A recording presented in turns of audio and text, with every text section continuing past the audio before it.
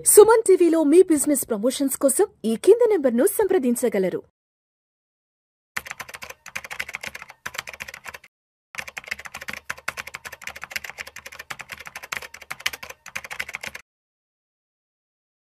నమస్తే, welcome to Vishnu talks. నేను విష్ణు. ప్రస్తుతం మనతో పాటు amphi registered mutual fund distributor wealthy Chakradhar గారు ఉన్నారు. సార్తో మాట్లాడదాం.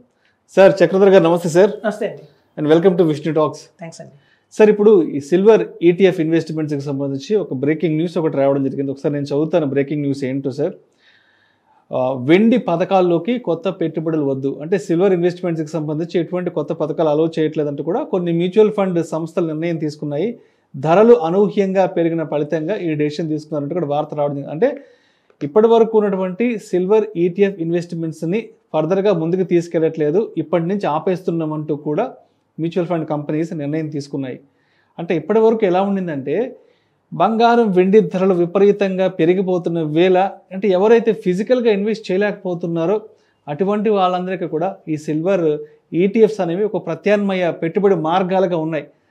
సరే, ఈ ధరలు పెరిగిపోతున్న వేళ ప్రతి ఒక్కరూ కూడా ఈ సిల్వర్కి సంబంధించిన ప్రత్యామ్నాయ మార్గాలు ఏమున్నాయంటే అన్వేషిస్తున్న టైంలో ఈటీఎఫ్స్లోకి రావడం జరిగింది. రీసెంట్గా చాలా కంపెనీస్ కూడా సిల్వర్ ఈటీఎఫ్స్ని తీసుకురావడం జరిగింది.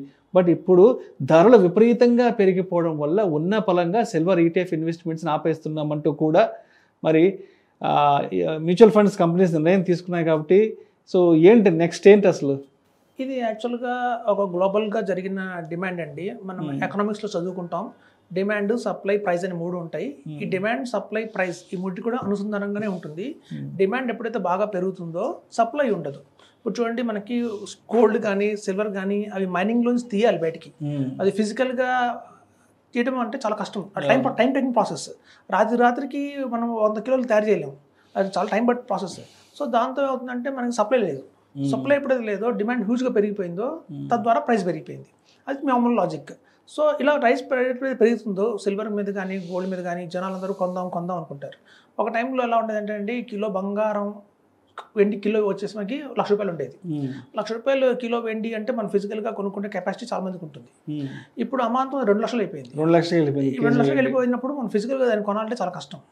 సో కాబట్టి ఏమైనా ఆల్టర్నేట్ ఆప్షన్స్ ఉన్నాయా అంటే మనకి ఈటీఎఫ్స్ గురించి మనకి చాలా పాపులర్ అయినాయి.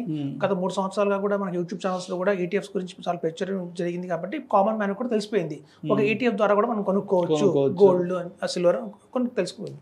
సో తద్వారా ఏమైందంటే ఎక్కువ మంది ఎప్పుడైతే కొనడం మొదలు పెట్టారో, చూడండి, మనం కొనాలి అంటే వేరే వాళ్ళు అమ్మాలి. ఇప్పుడు ఎందుకంటే లేదు, మనకి సప్లై లేదు కాబట్టి ఎవరు నమ్ముతుంటే మనం కొనుక్కోవాలి. అమ్మేవాళ్ళు ఎవరు లేరు, జీరో. కొనేవాళ్ళు పెరిగిపోతున్నారు. సో ఎలా బ్యాలెన్స్ చేయాలి? సో కాబట్టి తాత్కాలికంగా కొంచెం ఈ వేవ్ తగ్గేంత వరకు కూడా అన్ని ప్రముఖమైన మనకి ఏఎంసీ కంపెనీస్, మనకి యూటీఐ కావచ్చు, యాక్సిస్, కొటక్, ఎస్బీఐ, ఐసిఐసిఐ అందరూ కూడా 14th October 2025 నుంచి ఆపేశారు. ఇక్కడ నుంచి మనం ఫిజికల్గా మనం కొనడానికి లేదు, మనకి ఆన్ ట్రేడింగ్ ద్వారా ప్లాట్ఫామ్ ద్వారా డిమాట్ ద్వారా ఈటీఎఫ్స్లోకి పెట్టుబడులు కొత్తగా తీసుకోవట్లేదు. అయితే కొన్ని ఎస్టీపీలు ఎస్ఐపి కానివ్వండి, ఎస్టీపీ కానీ ఎవరైతే జరుగుతున్నాయో లాంగ్ బ్యాక్ నుంచి ఒక 3 months నుంచి 1 year నుంచి వాళ్ళకి యాక్సెప్ట్ చేస్తున్నారు. బట్ లంసమ్గా ఇన్వెస్ట్మెంట్స్ మాత్రం తీసుకోవట్లేదు. సో మనకి చూస్తే ఇప్పుడు మ్యూచువల్ ఫండ్స్లో కూడా కొన్ని పాపులర్ స్కీమ్స్ ఏవైతే ఉంటాయో, నిప్పాన్ ఇండియా స్మాల్ క్యాప్ కానివ్వండి, అవి కూడా లంసమ్గా యాక్సెప్ట్ చేయవు. మీరు కావాలంటే ఎస్ఐపి వేయండి అంటారు. ఎందుకంటే అక్కడ ఎప్పుడైతే వాల్యూమ్స్ అనేవి పెరిగిపోతుంటాయో అక్కడ బై చేయడానికి షేర్స్ దొరకవు, ఇట్లాంటి గోల్డ్ సిల్వర్ దొరకదు. అయితే మీరు గతంలో చూసుకుంటే ఇది ఫస్ట్ టైమా ఇండియాలో ఇలా పెరగడం సిల్వర్ అంటే కాదు. 2009లో కూడా మనకి 60% పెరిగింది రేటు. 2000 ఫాలో 2010లో కూడా 60% పెరిగింది. అంటే ఇప్పుడు ఒక 100% మీకు ఈ గ్రోత్ అనేది ఒకే రోజు చూశారు. గతంలో 2009, 2010లో 60% కంటిన్యూస్గా 2 సంవత్సరాలు పెరిగింది బాగానే. అలా ఎప్పుడైతే మార్కెట్లో ఈ గోల్డ్ కానీ సిల్వర్ కానీ పెరుగుతుందో ఒక 1 year 2 years గ్యాప్ ఇచ్చి మళ్ళీ పట్టం మొదలు పెడుతుంది. మీరు చూస్తే గతంలో 2013లో -26% పడిపోయింది గోల్డ్, సిల్వర్ రెండు కూడా. సిల్వర్ పడిపోయింది. సో మీరు చూస్తే ఈవెన్ 2014లో కూడా మనకి -15%, 2015లో కూడా -5%. సో ఎంతైతే పెరిగిందో మళ్ళీ ఫాలోడ్ బై 2 years తర్వాత మళ్ళీ పట్టం కూడా జరిగింది. రీసెంట్గా 2020 తీసుకుందాం. 2020లో కూడా మీకు 45% పెరిగింది సిల్వర్. మళ్ళీ ఫాలో బై నెక్స్ట్ 2021లో మళ్ళీ 5% పడిపోయింది. సో ఇప్పుడు చాలా కంపెనీస్ ఆపడం కూడా దృష్టి ఏంటంటే ఇది తాత్కాలికమైన హైక్. ఎవరైతే ఎక్కువ మంది ఇన్వెస్ట్మెంట్ చేస్తారో వాళ్ళు ఫాలోడ్ బై 2 years తర్వాత లాస్ అయ్యే అవకాశం కూడా చాలా ఉంది. కాబట్టి మంచి పరిణామం అండి ఆపడం అనేది. ఎందుకంటే ఎప్పుడైనా ఒక్కసారి ఓవర్ నైట్ పెరగకూడదు. గ్రోత్ అనేది ఎప్పుడైనా స్టెప్ బై స్టెప్ రావాలి. ఈ ఇయర్స్ 10% పెరిగింది, నెక్స్ట్ ఇయర్ 5% పెరిగింది, తర్వాత 20% పెరిగింది, అది మంచి గ్రోత్, అది స్టెప్ బై స్టెప్ గ్రోత్. ఒకసారి రాకెట్ లాగా పైకి పోయింది అంటే రేట్ మాత్రం మళ్ళీ పడే అవకాశం చాలా ఉంది. ఎప్పుడైనా గ్రోత్ అనేది ఇలా ఇలా ఇలా స్టెప్ బై స్టెప్ ఉండాలి, కానీ ఒక్క రోజులో ఇలా వచ్చేస్తే మాత్రం అది ప్రమాదకరం. అదేదో అంటారు పెరుగుట విరుగుట కొరకే అన్నట్టు పెద్దవాళ్ళ ఊరికి నేను చెప్పలేదు. ఇప్పుడు అదే జరిగింది. ఇప్పుడు జరిగింది అదే. ఇప్పుడు 2027, 2028 నెగిటివ్ వస్తుంది. ఎందుకు అంటే మనం అదే చెప్తున్నాయి, మన పాస్ట్ పర్ఫార్మెన్స్ ఏం చెప్తున్నాయి అంటే 2010 నుంచి తీసుకున్నా కూడా ట్రాక్ రికార్డు ఎప్పుడైతే సిల్వర్ కానివ్వండి, గోల్డ్ కానివ్వండి కంటిన్యూస్గా 2 సంవత్సరాలు పెరిగింది అంటే 3 సంవత్సరాలు పడిపోవాల్సిందే. మన గతంలో చరిత్ర అది. సో కాబట్టి ఇప్పుడు కూడా హైప్ వచ్చింది, మళ్ళీ వెంటనే పడుతుంది. సో ఎప్పుడు చూడండి స్టెప్ బై స్టెప్ మెట్ట ద్వారా అలాగని లిఫ్ట్లో వెళ్తే అలా పడుతుందో మళ్ళీ డెఫైల్ కింద పడుతుంది.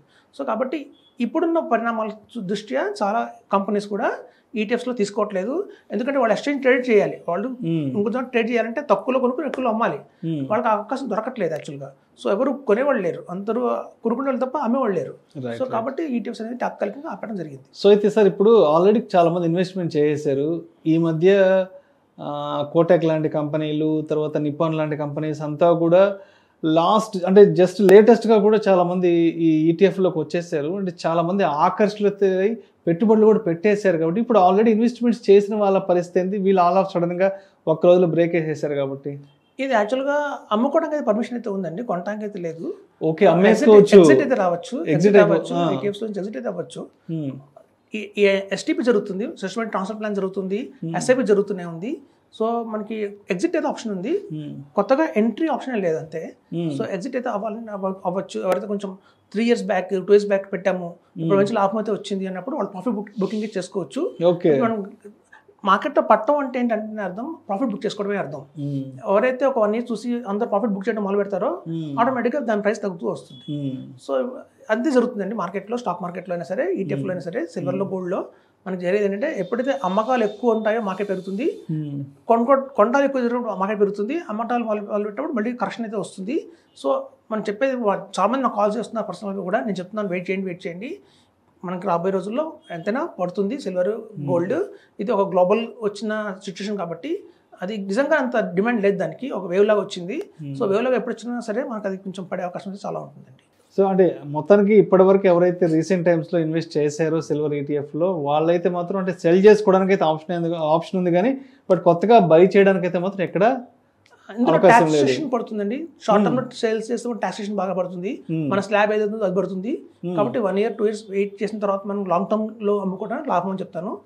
ఎందుకంటే short term capital gain tax దీనికి ఈక్విటీ లాగా ఉండదు, దీనికి వేరుగా ఉంటుంది. కాబట్టి క్యాపిటల్ గెయిన్స్ షార్ట్ టర్మ్ లో అయితే మనకి ఏంటంటే 20% ఉంటుంది ఈక్విటీస్ లో. అలా కాదు, మనం ఏ స్లాబ్ లో ఉంటే ఆ స్లాబ్ లో 30% స్లాబ్ లో ఉంటే 30% స్లాబ్ లో పడుతుంది. కాబట్టి లాంగ్ టర్మ్ లాగా వెయిట్ చేసి అమ్మడం మొదలు పెట్టని చెప్తాను. ఓకే, సో అంటే మొత్తానికి ఏదైనా సరే ఒక గ్రోత్ అనేది, ఒక పెరుగుదల అనేది అది గ్రాడ్యువల్గా ఒక స్టెప్ బై స్టెప్ వస్తేనే అది ఏదైనా ఒక మంచి ఇన్వెస్ట్మెంట్గా మనం పరిగణించవచ్చు. అంతేగాని ఒక్క రోజులో ఇలా ఉన్నది ఇలా అయిపోయిందంటే ఇప్పుడు మన కళ్ళ ముందు చూస్తున్న సిల్వర్ ఈటీఎఫ్ లాగా దాని పరిస్థితి ఉండొచ్చు అంటారు. అవునండి, ఎప్పుడు రాకెట్ లాగా వెళ్ళదు పైకి, అయితే మాత్రం పడుతుంది అది గ్యారంటీగా. మన చూడండి రాకెట్ క్రాకర్స్ వచ్చాయి, ఇప్పుడు దీవాళి వచ్చింది, రాకెట్ పెడతాం పైకి వెళ్తే మళ్ళీ కింద పడుతుంది అది. ఎగ్జాక్ట్లీ కాబట్టి ఈ రాకెట్ గుర్తుంచుకుంటే చాలండి. ఇప్పుడు కూడా రాకెట్ లా పెరిగినప్పుడు ఎప్పుడు ఇన్వెస్ట్ చేయకూడదు, స్టెప్ బై స్టెప్ వెళ్తున్నప్పుడే కరెక్ట్గా ఉంటుంది చెప్తున్నారు. సో అంటే ఇప్పటి వరకు ఎవరైతే ఫిజికల్గా గోల్డ్ కొనలేకపోతున్నాము, లేదంటే ఫిజికల్గా సిల్వర్ కొనలేకపోతున్నాము, సరే మనకి వేరే ఇతర ఈటీఎఫ్ లాంటి మార్గాలు ఉన్నాయి కదా దాంట్లో పెట్టుబడి పెట్టుకుందాం అనుకున్న వాళ్ళకి మొత్తానికి ఇదైతే మాత్రం చాలా పెద్ద బిగ్ బ్రేకింగ్ న్యూస్ అని చెప్పుకోవచ్చు మ్యూచువల్ ఫండ్ కంపెనీస్ నుంచి. ఎక్కువ నార్త్ సైడ్ ఉన్న క్లయింట్స్ అందరూ కూడా మాకు దీవాళికి గోల్డ్ కానీ సిల్వర్ కానీ కొంటారు సెంటిమెంటల్గా. సో సెంటిమెంటల్గా అసలుకే ఆల్ టైమ్ హైలో ఉన్నాయి రెండు. ఎట్లాంటి టైంలో మనం ఆప్షన్ కూడా ఇచ్చామంటే ఆ పేరు వైపు ఇంకా ఎక్కువ కొంటారు. సో కాబట్టి తాత్కాలికంగా అది కూడా దృష్టిలో పెట్టుకొని దీవాళి ముందు ఆపేశారు. Right sir. Thank you sir, thank you so much Chakradhar గారు. థ్యాంక్స్ అండి.